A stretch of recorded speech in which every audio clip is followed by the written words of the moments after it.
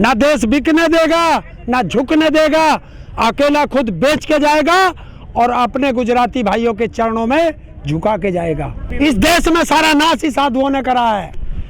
बताइए, रामदेव वो आसाराम दाढ़ी बढ़ा के साधु बना था, कहाँ पड़ा? राम रहीम साधु बना था, कहाँ है? अभी वहाँ इधर उत्तर प्रदेश में साधु ने उस बेटी की इज्जत लूट ली शाम को 6 बजे मंदिर में, कहाँ है साधु? ये साधु नहीं है, साधु के भेष में स्वादु हैं। लेकिन जितने भी साधु हैं ये जेल में पड़े, चाहे राम रहीम हो चाहे आसाराम हो, सबके यहाँ पर माथा टेका है मोदी, योगी और तुम्हारे अटल बिहारी वाजपेयी ने, सबने। तो जैसे जिसके संस्कार होंगे वो वैसा ही होगा, जिसका जैसा गुरु वैसे उसके चेले।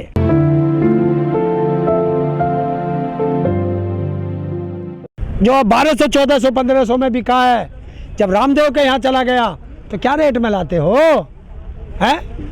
क्या घर बनता है? रामदेव तो कहता शुद्ध देसी है, सेहत बनाओ। क्यों हमारे यहाँ में कौन सी मिलावट आ गई थी? क्या पाकिस्तान की मिलावट आ गई थी?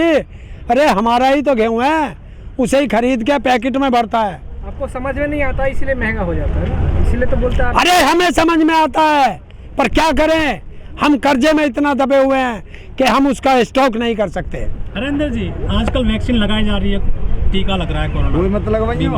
आपने क्यों नहीं लगवाया? लगवा लिया आपने? ना, नहीं कोई लगवाएगा। मेरा नंबर ही ना आया, तेरा नंबर आ गया। मेरी तो इतनी उम्र नहीं है ना अभी। तो मेरी कौन सी उम्र है? आप तो उस पे अधेड़ में हो गए। कहाँ हो गया अधेड़ में? अधेड़ में सरकार।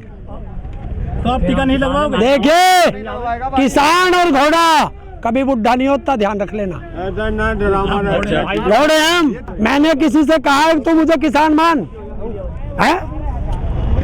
मैं किसान हूँ, ये मुझे पता है। ये किसान है, वो इसको पता है, बिल्कुल जानकारी। ये किसान है, इसको पता है। किसान शब्द की परिभाषा क्या है? किसान शब्द की परिभाषा है कि जो खेती करता है।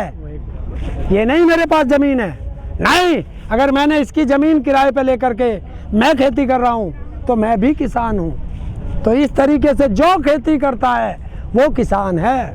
अरे उससे भी पूछ ले, वे योगी और मोदी खेतों में छोड़ रखे, वो खेतों खा रहे हैं, उसे दे जवाब। बर्बाद कर रहे हैं वो सारे दिन भर किसान काम करता है और रात को अपने खेत बचाने के लिए उन बिचारों को, गायों को भगाता है। तो वो प्लान देना कौन सा है? बताए ना कौन सा प्लान है? बस मुंह से बोल दिया, बड़र बोल दिया कि हो गया किसान की आय दुगनी। कौन है ज्ञानी? मोदी जी। कौन से स्कूल में पढ़ा? बता कौन से में पढ़ा? हिंदुस्तान के अंदर एक आदमी लेके आओ जो कह दे कि मोदी मेरे साथ क्लास में पढ़ा। तेरी साथ तो पढ़े होंगे। मोदी बताए ना किसके साथ पढ़ा, बताए ना। ये फर्जी लाके यहाँ बात करते हो, उन्हें पुरानी बात। हरेंद्र जी, 100 लीटर पेट्रोल हो गया है करीब। हाँ। लेकिन जो लोग हैं, जो मोदी भक्त हैं या जो बीजेपी के अच्छे भक्त हैं, वो कह रहे हैं कि हम चाहे 200 हो जाए पेट्रोल इसी रेट खरीद लेंगे, लेकिन सरकार मजबूत हाथों में है, देश तरक्की कर रहा है। आपको भी लगता है क्या? हाँ बिल्कुल, देश तरक्की कर रहा है। देश में जो है सारा तो देश बिक गया, और जिनका वो भक्त है उनके घर बिकने बाकी हैं। एक दिन वो रोएंगे। कारण है कि जिस दिन अंधभक्ति का चश्मा उतरेगा उस दिन देश बिक चुका होगा, देश लुट चुका होगा, गुलाम बन चुके होंगे, फिर वो उनके बचने का कोई चारा नहीं बचेगा। ये देश का बहुत बड़ा दुर्भाग्य है कि क्या बचा है देश में।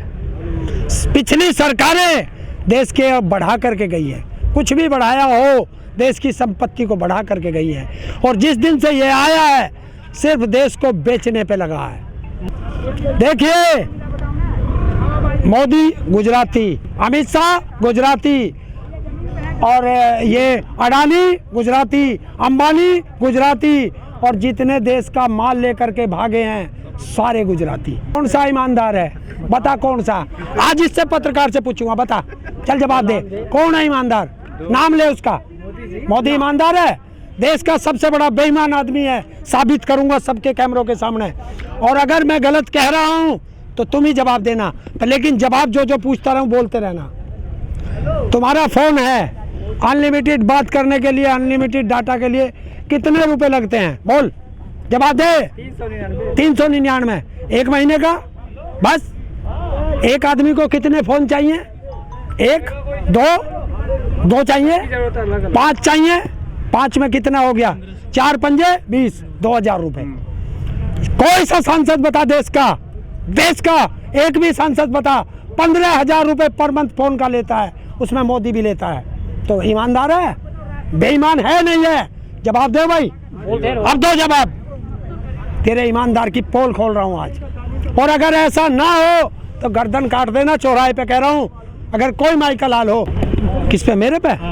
देख भाई, बैंक में खाता नहीं, पेंशन इनसे लेता नहीं, विकलांग पेंशन नहीं मिलती आपको? ना विकलांग पेंशन लेता, ना वो कुत्तों वाली सम्मान निधि लेता, भीख वाली, राशन कार्ड नहीं। तो कहाँ पे बाबा जी के ठुल्लू पे छापा पड़ेगा? बता। आप भारतीय हो या नहीं ये भी बता दो। है?